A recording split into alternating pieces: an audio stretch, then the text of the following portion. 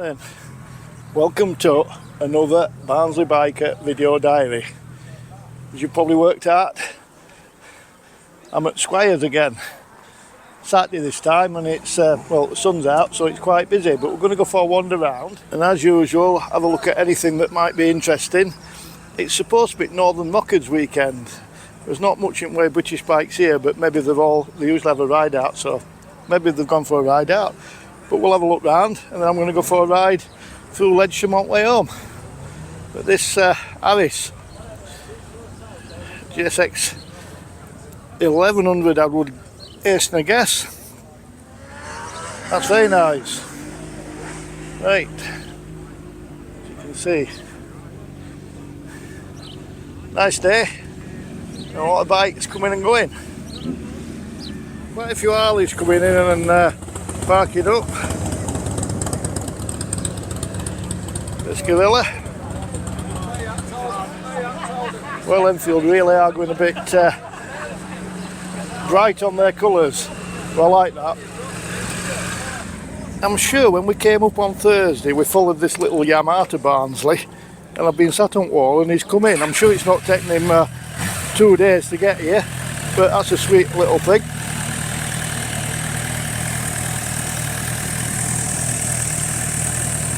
As you'd expect, a lot of modern bikes.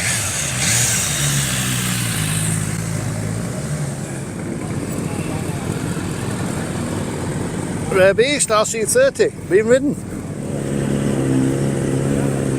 Just have a walk down. RC30 is doing a lap.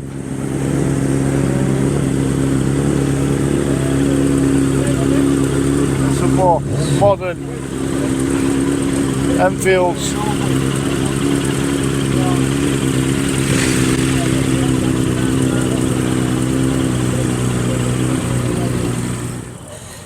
This Norton, I think I followed it in. Tidy, clean. Obviously next to a Hinkley Bonneville.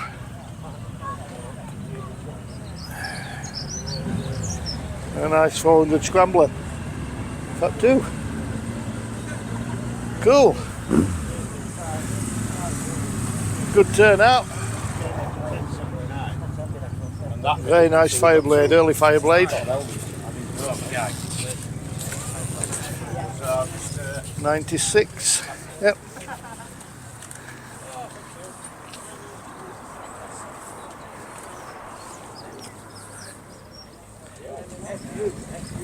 Nearly walked past this without stopping, but that is a proper panhead.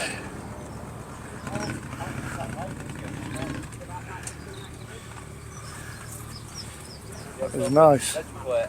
I liked it.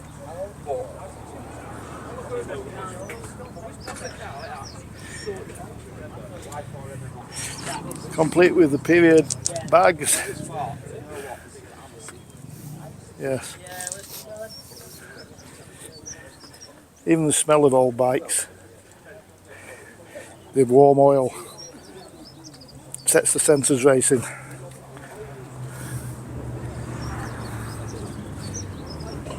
Yes.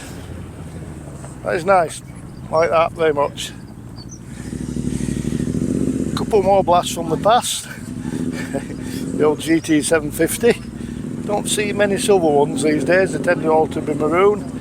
And then this Norton Commando. That is nice. Not leaking as much oil as mine. I think mine's going to need a bit of attention. Anyway.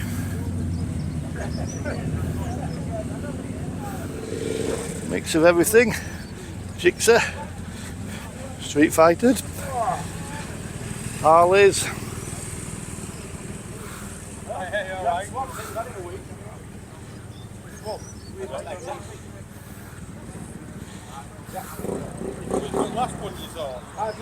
Then more modern sports bikes, Hayabusa,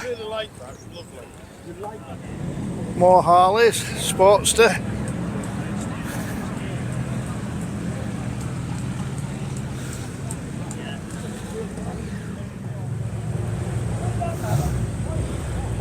This is very nice. not 100% sure on the model on that one. Not up to speed on my Harley models these days. Like your Ducatis, this one, very unusual paint job. I would imagine that's a bit of one of those Marmite paint jobs. But next to a very nicely done Castrol Honda.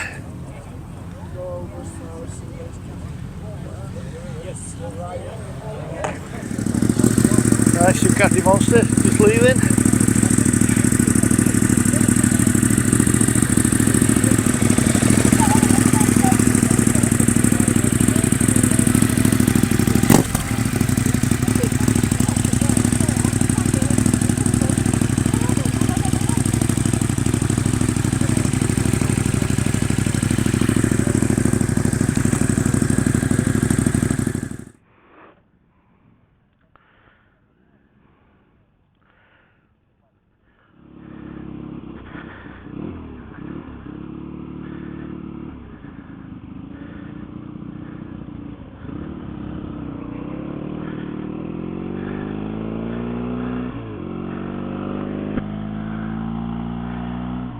Okay, so that was Squires.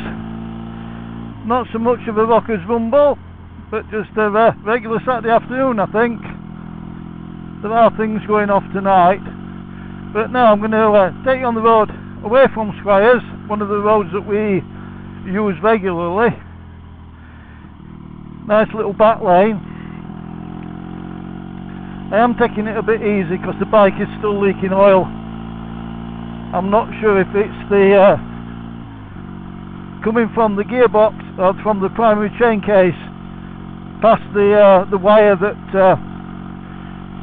comes through from the alternator, because I had to disturb the silicone that I'd put on that to seal it. So it could be that, or it could be the base gasket. We're going to have to investigate, but the joys of owning older bikes. Right.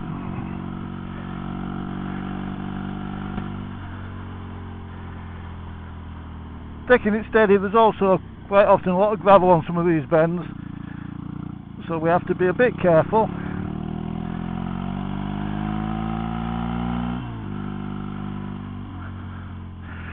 But yeah, we're going to go down to the village of Leedham, which is, from what I can gather, over, well, probably dates back to the Iron Age or even the Bronze Age, being a settlement here for at least 1400 years from what we can tell. There's a church in the village, parts of which date back to Saxon times.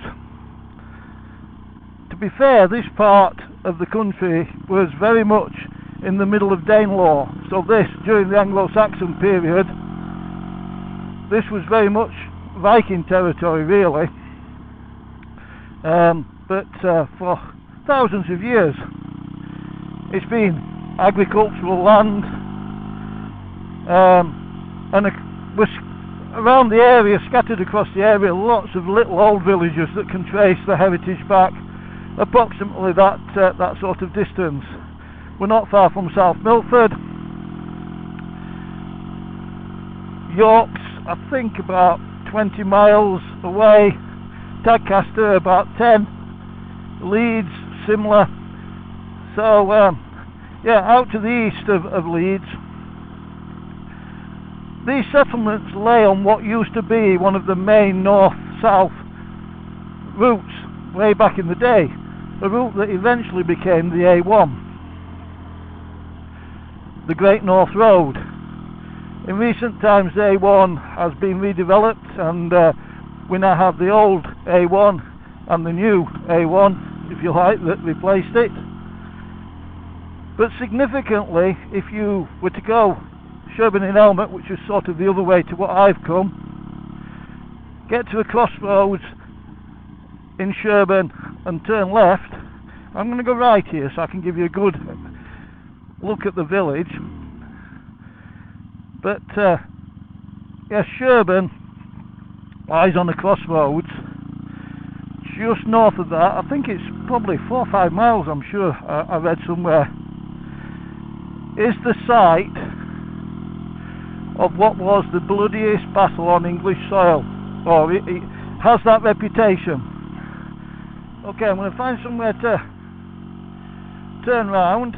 But yeah, the bloodiest battle that took place on English soil, the Battle of Towton, took place on a winter's day. So yeah, I was talking about the Battle of Towton,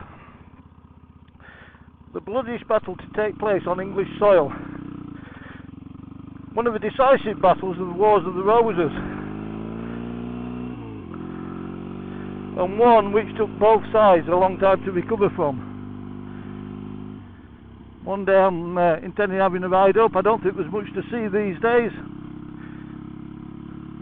but I'll have a ride up. But no, we'll ride back through Leedham, past the cricket ground, a typical English village. I mean, you couldn't get more archetypal. If you were to picture an English village, this is what it would be. The old pub there on the corner. Okay, we've just come down New Road. There's the church. I'd say parts of that are Anglo-Saxon. Like all churches, it got added to over the years. And then, like a lot of these villages, yeah, we didn't put the road through the village in a straight line. It twists and turns, follows the contours. What stories could some of these buildings tell?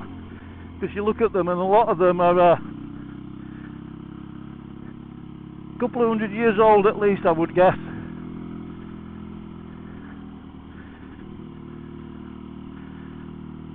And I've said it's close to York, Leeds, Tadcaster, but in the context of the Wars of the Roses, we're not that far from Pontefract Castle, which played a significant part in the Wars of the Roses, and from Sandal Castle outside Wakefield, which saw one of the early skirmishes, basically the start of the Wars of the Roses. It's sometimes cited as the first battle, although researching it was little more than a skirmish. But yeah, Sandal Castle, just on the outskirts of Wakefield. Right, I'm going to enjoy the sunshine and the ride back. I'll let you join me for bits of it. For the next bit, we get on to that old A1. Interesting fact that I will share with you: we're on the old A1. As you can see here, it's just a two-lane highway basically, which for a lot of its length, despite it being a major route from London up to Edinburgh, historic route, for most of its length the A1 was literally like this. In places where they could, they turned it into dual carriageway for a lot of its length, but in some places like here that was impractical. We're coming into Fairburn, and one of the interesting facts about Fairburn is again an old village that dates back again over 1,000 years, bigger than Leedham. Don't think it quite qualifies as a town, but and a lot more modern houses etc. here. But the A1 through the centre of it divided the village in two, and for many years the only way to get from one side to the other, bear in mind that back then this piece of road would have been 70 miles an hour through the centre of Fairburn, so the only way to get from one side of Fairburn to the other would have been using a footbridge or a road bridge. They've now been taken down since the A1 itself has been moved further east, more of a proper dual carriageway. In fact, we're passing it here. There we go. That's the new A1 we've just crossed. And now the speed limit through Fairburn is 30 miles an hour for safety reasons. You're still taking your life in your hands crossing the road, and unfortunately, because most of the road is 60 or in some places 70 mile an hour limit, a lot of people don't realise that they've gone into a 30 limit as they come into Fairburn. So yeah, if you're up this way and you're exploring, just be aware that Fairburn is 30 mile an hour limit. And here we are, now we're moving into a dual carriageway, which in the UK the speed limit here now is 70 mile an hour. I'm not going to push it that much because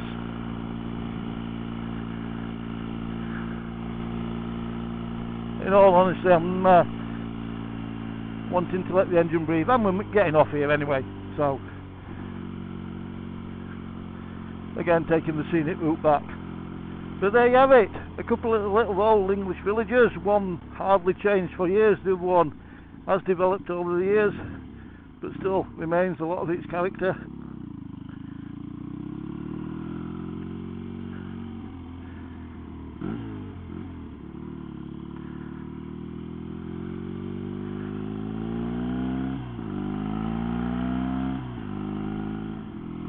Okay, now on some of my favourite back roads, basically between Pontefract and Barnsley. Traffic's not been too bad, say it's a bank holiday weekend, but yeah, a few cars, and because I'm on the Bonnie doing a shakedown run, we're not in any sort of hurry. So I just thought this would be a good point to thank you all for watching, to remind you once again I am the Barnsley Biker, to ask you to like, to subscribe, leave comments. I enjoy sharing comments with you, good and bad, and I'll see you on the next one. I'll see you.